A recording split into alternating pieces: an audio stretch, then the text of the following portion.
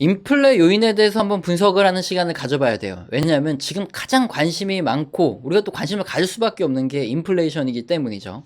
우선 인플레라는 거는 복합적인 요인으로 작용을 하기 때문에 어떤 한 가지 요인 때문에 이게 인플레가 발생한다? 아니면 뭐 하이퍼 인플레이션, 아니면 스태그플레이션이 발생한다? 이렇게 설명하기는 좀 어려운 측면은 있는데, 문제는 지금 우리 같은 투자자들은 반드시 지금 인플레이션이 앞으로 강해질 것인지 아니면은 좀 약해질 것인지 이것을 예측해야만 하는 이런 상황에 놓여있다 이겁니다. 글로벌 기관 투자자 다수의 의견처럼 현재 올해 인플레이션이 좀 강하지만 내년에 디스인플레이션이라든가 아니면 인플레이션이 좀 약해지는 이런 상황이 온다 가정을 하면, 이 디스인플레이션이 뭐냐면 이제 통화량 증가를 억제하는 거죠. 지금 통화량이 많이 풀려 있는데 이걸 좀 억제하면서 최대한 인플레이션 발생을 억제한 상태로, 그러니까 너무 또 빠르게 금리 인상을 하거나 유동성을 회수하면 디플레이션이 오니까 한 2% 정도 수준의 적정한 수준에서 경제 성장을 유지하는 이런 정책을 디스인플레이션 정책이다 이렇게 말을 하고 있거든요.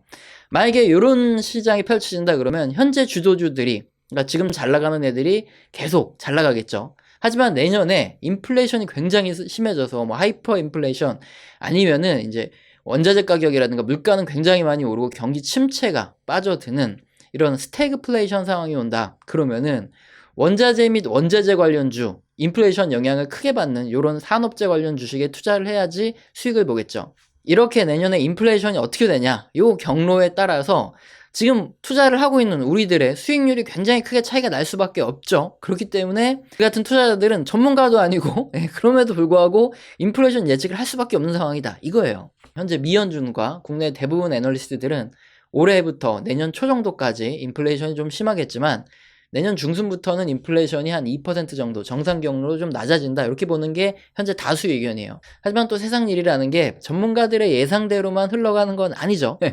2007년에서 2008년 이 경기 둔화 및 위기를 정확히 예측했던 게 바로 미연준은 맞아요. 2007년에 2008년에 좀 어려워지니까 경기가 둔화되니까 조심해라 이렇게 경고를 내렸던 이런 자료가 다 있습니다. 하지만 이제 기간을 쭉 늘려가지고 더 장기로 한번 볼 경우에 미연준이 뻘짓을 했던 경우, 그러니까 뒤통수를 쳤던 경우가 한두 번이 아니에요. 대표적으로 보면 1960년대부터 1980년대죠. 미연준과 같은 경우에는 실업률이 낮아질수록 경제가 좋아진다. 이게 필립스 곡선이라고 하는데 여기에 대해서 자연 실업률이라는 것을 그때 좀 감안하지 못했죠. 그러다 보니까 실업률이 일정 이하로 떨어지면 오히려 추가로 돈을 더 풀어봐야 실업률이 오히려 증가하고 인플레이션만 더 심해지는데 요걸 몰라가지고 돈 풀기를 더 하다 보니까 스태그플레이션이 막 오면서 난리도 아니었죠. 근데 여기에다가 1970년대부터 1980년대 요 사이에 1, 2차 석유 파동 요거까지 같이 맞물려가지고 스태그플레이션이 어마어마해지니까 결국에는 1980년대 기준금리를 20%까지 이게 말이 됩니까? 기준금리가 20%라는 게 그럴 때 뭐 한 30년 이상 국채에 사두면 그냥 평생 죽을 때까지 일 안 해도 되는 거죠.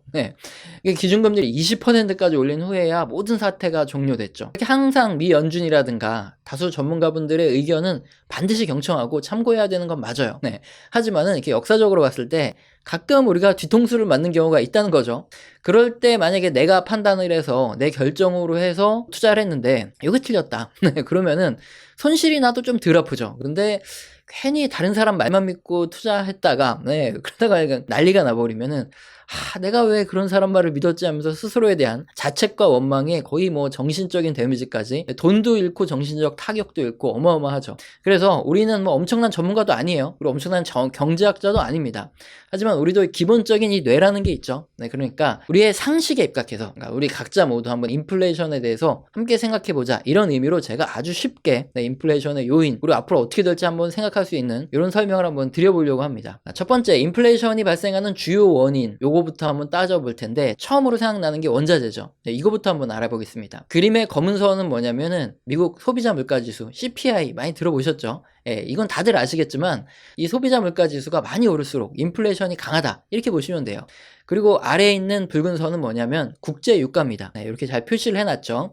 기본적으로 소비자 물가지수를 구성하는 항목 중에 식품이 13.8%예요. 그리고 에너지 가격이 7.2%를 차지합니다. 그리고 그 외 나머지 항목이 78.8%를 차지를 하고 있는데요. 당연히 에너지 가격이 전체 비중에서 7.8% 정도밖에 안 되니까 원자재는 소비자 물가지수에 뭐 큰 영향을 미치는 건 아니겠지 이렇게 판단을 내릴 수 있죠. 하지만 이 원자재라는 게 어떻습니까? 여기저기 흘러 들어가면서 생산자 물가지수를 인상시키죠. 그럼 기업 입장에서는 원가가 올라가니까 이거를 제품 가격에다 반영을 할 수밖에 없잖아요. 그러다 보니까 결국엔 시간이 지나면서 제품의 가격이 인상되고 뭐 이런 것들이 또 인건비 인상까지 계속 부추기면서 결국엔 이 원자재 가격이 인플레이션을 유발하기도 하거든요. 그래서 자, 원자재 가격이 과연 어떤 식으로 인플레이션을 유발하는지 한번 이런 것들에 대해서 한번 우리가 상식적으로 알고 있는 것들과 지난 차트를 보면서 어떤 식으로 작용할지 이것들을 한번 알아보겠습니다.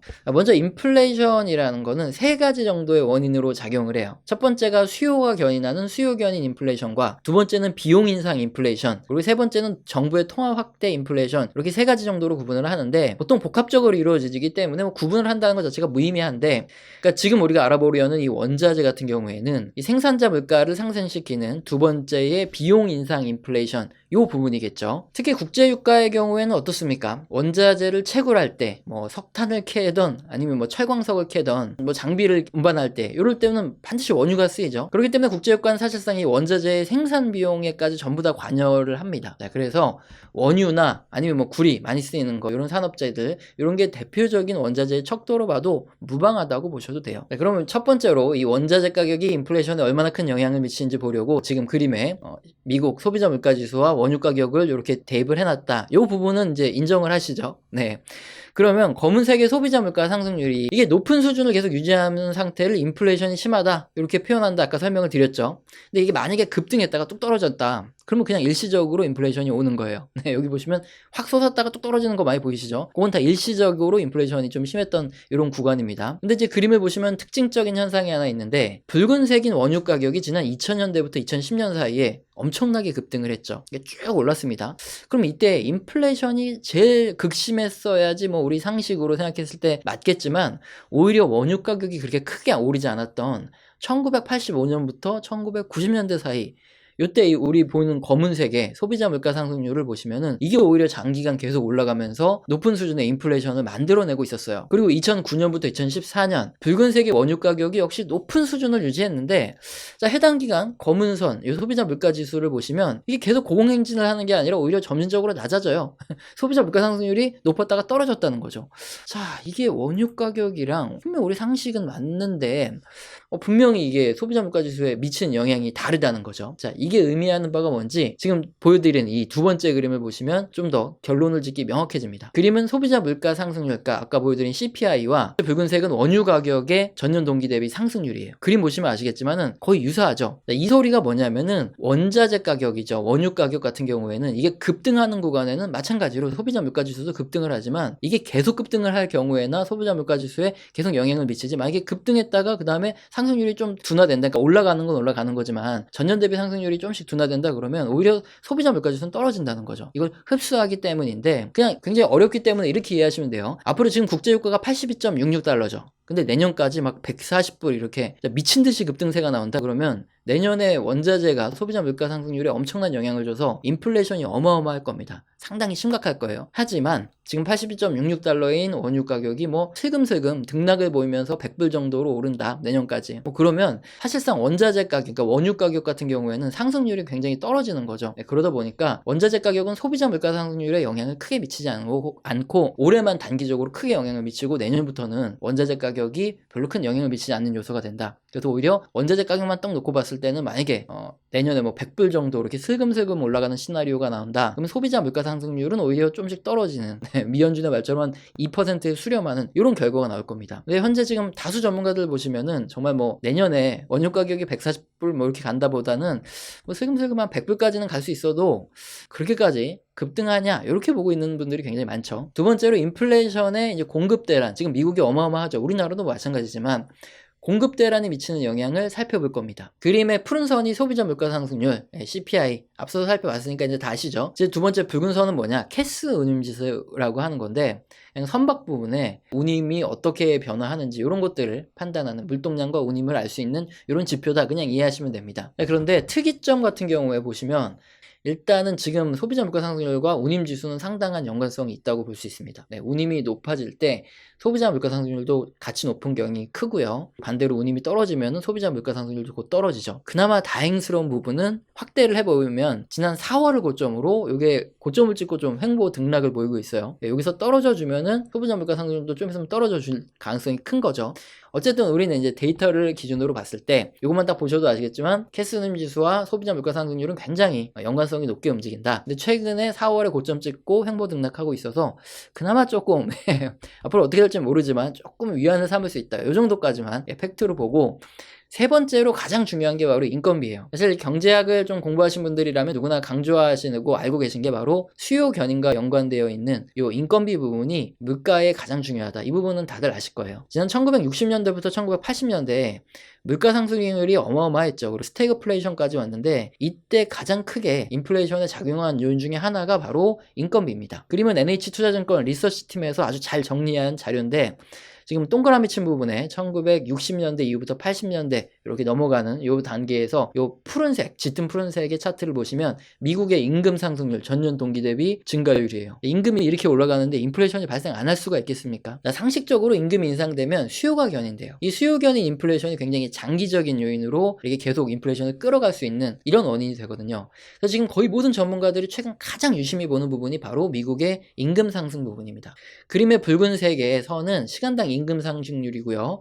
보시면 최근에 4% 이상으로 상승을 하고 있어요. 근데 지난 1960년대 요 그림 보셔도 마찬가지로 임금 상승률이 4% 넘어가고 그 이후로 막 8%까지 1979년에는 이렇게 미친 듯이 뛰어올랐던 거, 이게 어마어마합니다. 대단했죠. 당시 노조도 강하고, 그거 좀 이따 말씀드리겠지만. 그래서 지금하고 1960년대 80년대 비교하시는 분들이 많은데 좀 다른 점이 있습니다. 지금은 정치적 상황도 다르고 코로나 국면이라는 특수한 상황도 다르다. 이걸 반드시 기억해야 된다는 거예요. 일단 다들 아시겠지만 지금 미국인들 일자리는 구해야 되죠. 하지만 좀 더 나은 급여를 받을 수 있는 이런 일자리를 선택하려 합니다. 앞서 말씀드렸죠. 구인이 굉장히 많지만 일하려는 사람이 지금 적어요. 네, 그렇기 때문에 분명히 이제 시간이 지나면서 한두 명씩 이제 나와서 일은 해야 되죠. 먹고 살아야 되니까. 자, 이렇게 항상 구직자들이 갑의 위치에 서는 구간이 영원할 거라고 보는 사람은 한 명도 없을 겁니다. 한 1, 2년 아니면 내년 상반기 정도면은 이런 경우는 끝난다. 이렇게 보는 분들이 굉장히 많아요.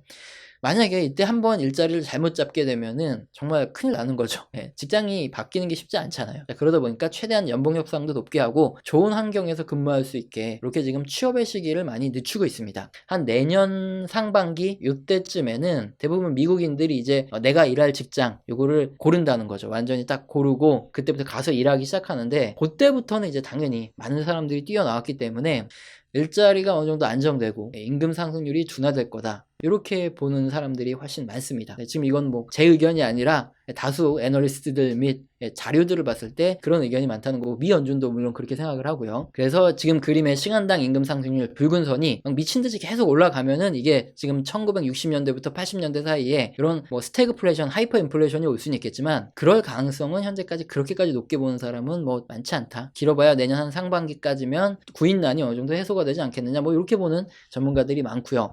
자, 그러면 지난 1960년대부터 80년대와 다른 두 번째는 정치적인 문제입니다. 1960년대부터 80년대까지 어떤 시대였냐면 전 세계적인 노동조합의 엄청난 파워를 자랑하던 시대였어요. 대표적으로 영국이 있죠. 영국은 당시 노동조합이 어마어마하게 강했습니다. 그러다 보니까 영국에서 글로벌 기업들이 다 떠났어요. 그래서 영국은 당시 유럽의 병자라고 불렸습니다. 영국병.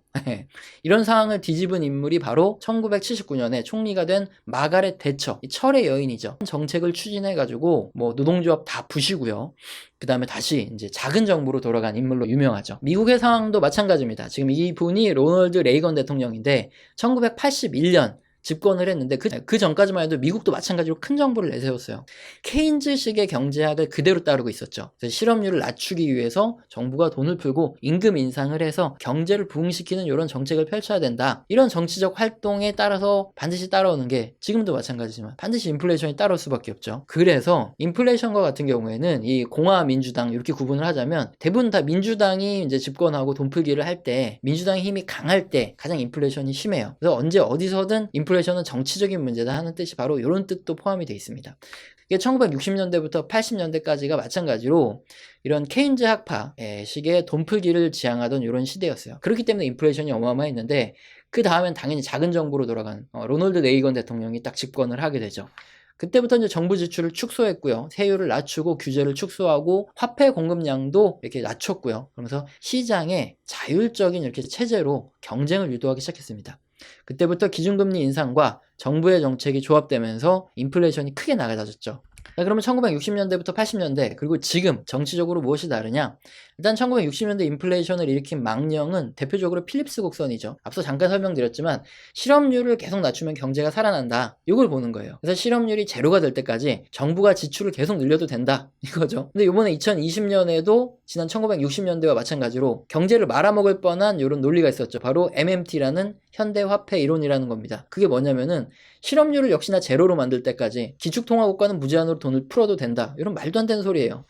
그러나 지금 미 연준의 입장은 어떻습니까? 네, MMT에 대해서 뭐라고 얘기하냐? 개소리라고 일축을 합니다. 자연 실업률의 개념, 요거를 알고 있으면은 MMT라는 거는 말이 안 된다 얘기를 하는 거예요. 근데 자연 실업률의 개념을 먼저 아셔야 될 것 같은데 아무리 경제를 살리려고 노력을 해도 일정 수준의 자연실업률, 그러니까 노는 애들은 꼭 있어요. 근데 정부가 돈을 더 풀어서 걔네들까지 취업을 시키려고 하잖아요. 그럼 오히려 역효과가 나는 바람에 걔네들은 취업을 안 하고 오히려 실업률이 증가를 합니다. 인플레이션이 심각해지고요. 1970년대부터 이런 스태그플레이션이 발생하고 나서야 과거에 이제 밀턴 프리드먼이라는 이런 학자 그리고 에드먼 펄프스라는 이런 학자들이 이론을 도입하기 시작했죠. 그러면서 자연실업률 이하로는 돈을 풀면 안 되는구나. 그때 배웠던 게 바로 이제 1970년대, 1980년대 요때 시기라는 겁니다. 그래서 지금과 다른 점은 뭐다? 네, 당연히 자연실업률의 개념을 알고 있다는 거예요. 그래서 이제 자연실업률 이하로까지 실업률을 떨어뜨리려고 미 연준이 노력하고 있지 않죠. 예, 지금 실업률이 좀 많이 낮아지긴 했지만 4%인 자연실업률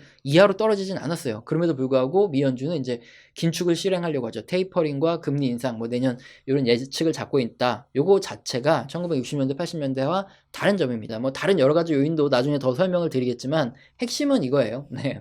그럼 결론을 한번 내려보겠습니다. 우리 같은 일반인들이 생각할 때 인플레이션을 과연 우리는 어떻게 예측을 해야 되느냐? 어쨌든 우리의 투자에 수익률이 달려있기 때문에 우리는 무조건 우리도 예측을 해야 되는데 인플레이션에 가장 많은 영향을 미치는 요인은 첫 번째 임금이고요. 두 번째가 정치입니다. 네. 그리고 이제 세 번째가 운임이고 네 번째가 원자재. 이 순서로 인플레이션에 영향을 미친다 보는 게 타당하죠. 앞에서 살펴봤으니까. 임금 요인을 살펴보면 내년 1분기 또는 상반기 정도면 어느 정도 미국인들이 직장을 이제 정하겠죠. 픽스를 하고 이제 출근을 하고 일을 하기 때문에 그때 되면 이제 임금 상승률은 조금씩 둔화될 수밖에 없죠. 그래서 1960년대에서 80년대 같은 임금 상승률이 나타날 가능성은 그렇게까지 높다고 전망하는 사람은 좀 극소수입니다. 뭐 미 연준부터 다수 전문가들은 임금 상승률은 이제 조금씩 둔화될 거다 이렇게 보고 있고요. 미국도 그렇고 우리나라도 그렇고 민주당이 집권을 했어요. 민주당은 케인즈 이론을 따릅니다. 한마디로 돈을 풀어라. 이거를 따른다는 거죠.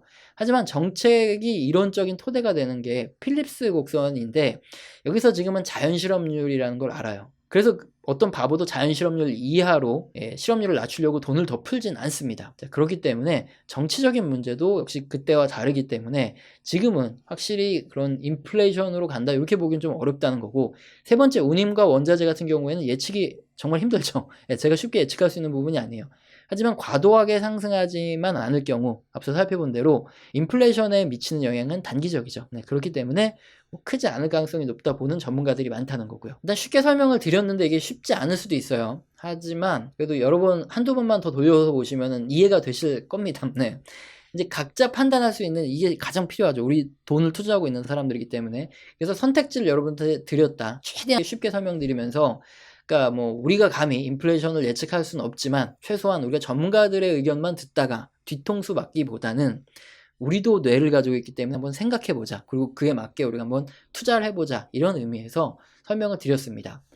변수로 작용하는 원자재 및 운임 부분과 같은 경우에는 계속 모니터링을 하면서 향후 영상에서 또 인플레이션, 임금 인상에 대한 부분까지도 계속 인플레이션에 대해서 모니터링을 하면서 설명을 드리도록 하겠습니다.